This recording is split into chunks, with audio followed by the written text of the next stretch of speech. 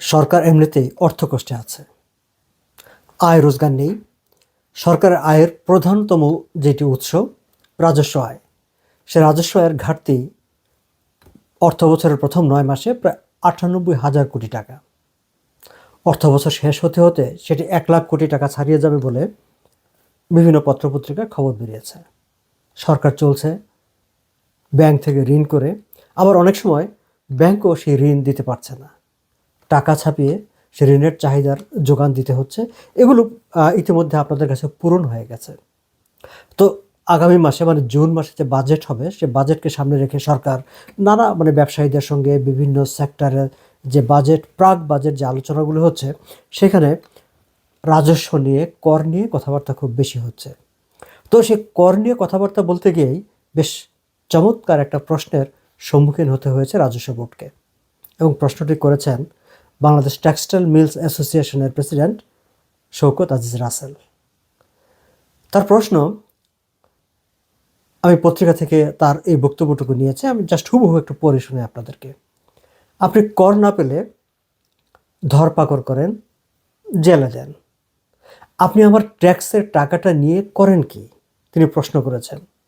এই প্রশ্নটা আসলে সরকারকে, যদিও তিনি সেখানে রাজস্ব বোর্ডের প্রতিনিধিদেরকে প্রশ্নটা করেছেন, কিন্তু প্রশ্নটা আসলে রাষ্ট্রকে, প্রশ্নটা আসলে সরকারকে।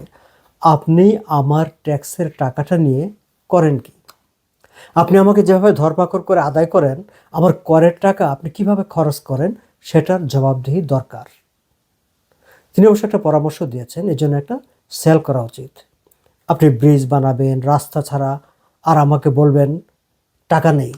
আপনি ব্রিজ বানাবেন রাস্তা ছাড়া, খেয়াল করবেন যে রাস্তা নাই, তাহলে আপনি ব্রিজটা কোথায় বানালেন? আপনি ব্রিজ বানাবেন রাস্তা ছাড়া, আর আমাকে বলবেন টাকা নেই। সরকারের আয়ের চেয়ে ব্যয়ের প্রবণতা বেশি, এই প্রবণতা থেকে বেরিয়ে আসতে হবে। আমি দীর্ঘ বক্তব্যটুকু পুরো হুবহু আপনাদের সামনে পেশ করলাম, কিন্তু এই তার শওকত আজিজ রাসেলের এই বক্তব্যের মধ্যে সবচাইতে গুরুত্বপূর্ণ, সবচাইতে ইম্পর্ট্যান্ট যে প্রশ্ন অংশটুকু, সেটি হচ্ছে আমার করের টাকা আপনি কিভাবে খরচ করেন, সেটার একটা জবাবদিহির দরকার। কখনো কোনো সরকার করের টাকা, সরকার যে টাকা নিচ্ছে, ট্যাক্স নিচ্ছে, সেই ট্যাক্সের টাকা কিভাবে ব্যয় করেন তার কোনো জবাবদিহি নাগরিকের কাছে করা যে দরকার, এই বোধটুকু তাদের মধ্যে কখনো হয়নি। জবাবদিহি করা তো পরের কথা। যাই হোক,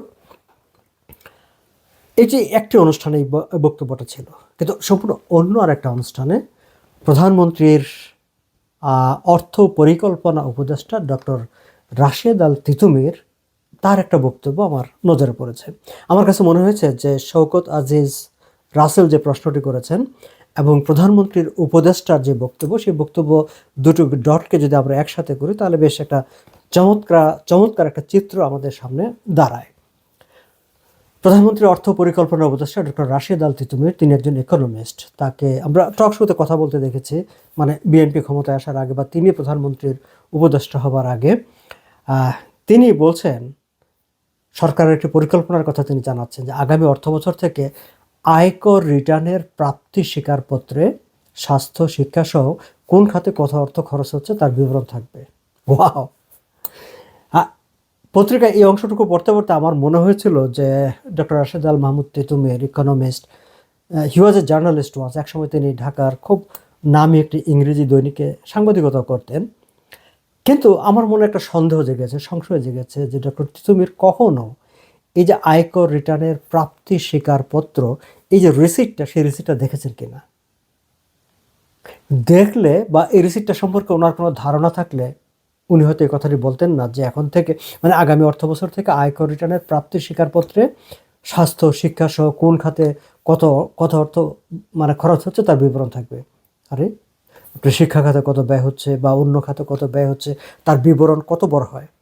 এবং রিসিপ্ট তো হচ্ছে একটা রিসিপ্ট।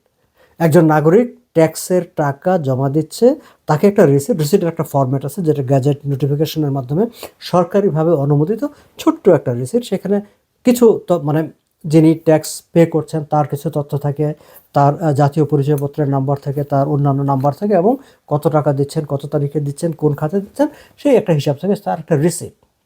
এখন আপনি সেই রিসিপ্টের মধ্যে বাজেটের কোন খাতে কোন খরচ, কত খরচ হয়, তার আপনি বিস্তারিত সেখানে আপনি ঢুকিয়ে দেবেন। Is it possible?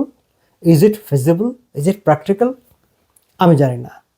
এখন মুশকিল হচ্ছে যে এইটুকু পরে আমার কিন্তু একটু মানে সংশয় জেগেছে যে প্রধানমন্ত্রী তারেক রহমান যে ভদ্রলোককে মানে যে ইকোনমিস্টকে, সাবেক সাংবাদিককে তার অ্যাডভাইজার হিসাবে নিয়োগ দিয়েছেন, তিনি কি অ্যাডভাইস করবেন সরকারকে? মানে তার তো কাজ হচ্ছে অর্থ এবং পরিকল্পনা বিষয়ক উপদেশ দেওয়া। তো তিনি কি উপদেশ দেবেন? যিনি এই যে মানে একটা আয়কর রিটার্নের রিসিটের মধ্যে বাজেটের খরচের হিসাব দেওয়া যায় একটা অবাস্তব পরিকল্পনা, এই ধারণাটা যার নাই, তিনি সরকারকে, প্রধানমন্ত্রীকে কি উপদেশ দেবেন? যাই হোক, আমি শুধু প্রশ্নগুলো রাখলাম দর্শক, নিশ্চয়ই এগুলো নিয়ে অন্যরা অন্য সময় আলোচনা করবেন। তো আয়করের প্রসঙ্গ যেহেতু আসলো, ট্যাক্সের প্রসঙ্গ যেহেতু আসলো, আজকেই আরেকটি খবর আমার চোখে পড়েছে, সেটিও একটু আপনাদের সঙ্গে শেয়ার করে নেই। সেটি হচ্ছে গ্রামীণ ব্যাংকের এমডি সর্দার আক্তার আহমেদ, তিনি ফেসবুকে একটি পোস্ট দিয়ে জানিয়েছেন যে গ্রামীণ ব্যাংক এবছর 660 কোটি টাকা মুনাফা করেছে। এখন গ্রামীণ ব্যাংক তো ব্যবসা করে, তাই না? গ্রামীণ ব্যাংক একটা প্রতিষ্ঠান, সেই হিসাবে তো তার ট্যাক্স দেওয়ার কথা। 610 crore টাকা যদি তিনি প্রফিট করেন, তাহলে সেই প্রফিটের ট্যাক্স দিতে হবে না? কিন্তু গ্রামীণ ব্যাংকে এই 610 কোটি টাকা যে মুনাফা করেছে, প্রফিট করেছে, তারপর কোনো ট্যাক্স দেবে? ডক্টর ইউনূস অন্তর্বর্তী সরকারের প্রধান থাকাকালীন সময়ই তো তিনি, যেটি আওয়ামী লীগ সরকারের সময় বাতিল করে দেওয়া হয়েছিল, তিনি এই সময় তো এসে আবার সেই আইন করে দিয়েছেন যে আগামী 5 বছর গ্রামীণ ব্যাংকে কোনো ধরনের ট্যাক্স দিতে হবে না। অর্থাৎ তিনি 610 কোটি কেন, 6010 কোটি টাকা যদি মুনাফা করেন, তাহলে রাষ্ট্রের কিছু যায় আসে না, কারণ রাষ্ট্রকে তিনি কিছু দিবেন না, তাকে কিছু দিতে হবে না, তার মুনাফার পুরোটাই তার পকেটে যাবে। এটা সম্ভব?